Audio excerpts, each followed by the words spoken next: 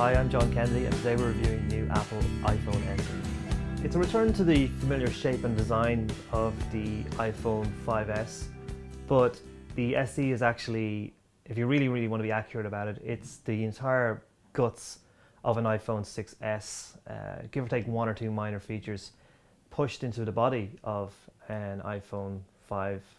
And basically what you get from this really is no surrender in quality from one device to the next, really. The one thing you might be missing is something like 3D touch, but that's, again, it's a feature that not everyone's familiar with.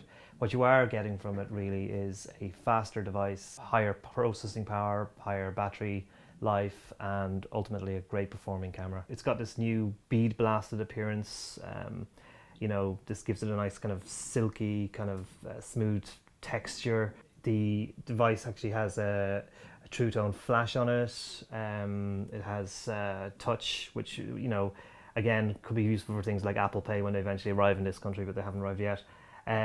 So on the face of it, it looks like an iPhone 5S, but actually when you think about what's under the hood, that's what really matters. The most important thing for me when I heard that Apple were bringing out the SE, battery life. I have labored for years with an iPhone 5.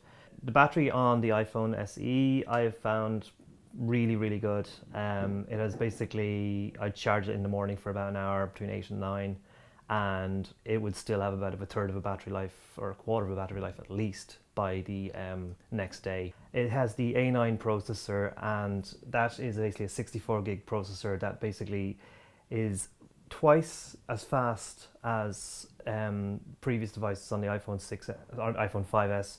The GPU is 3 times faster. It also comes with a M9 coprocessor for motion detection, voice detection, biometrics. For me, the key thing was the ability to simply be able to use the device in one hand, be able to use it with your fingers without having to do this whole thing of try to jab at a device or use your thumb to open it. It's really light. It's about 113 grams, really light. One of the benefits of having the M9 coprocessor in the device is that it recognizes voice biometrics. What that means is always on Siri. So instead of pressing a button, I simply have to go, "Hey Siri, what's the weather like today?" Today, the temperature will range from 45 degrees to 54 degrees. So that's cool. I can only imagine Apple building on that with new features. So next big improvement is the 12 megapixel camera. This camera allows it to be able to record in 4K. You can record also in typical 108p high definition if you so wish. It also comes with a true tone flash. What that does really is it basically overcompensates with the flash and then edits it down so you can get your more lifelike pictures, where your skin tone is more accurately reflected. The other cool thing about it is that it actually does the same thing on the front, pretty much, with the Retina camera. It's really Apple raising the bar, great image stabilization technologies. You can do slow-mo, you can do all kinds of features with it.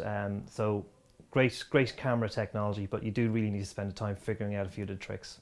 So from a wireless perspective, Apple has also boosted the ingredients in the machine, basically. It's given it a speed boost of like 50% increase on LTE 4G.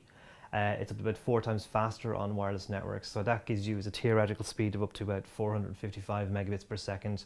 Now that might sound crazy because most people don't have that in their homes yet, but 1 gigabit broadband is coming. The other key feature is the display.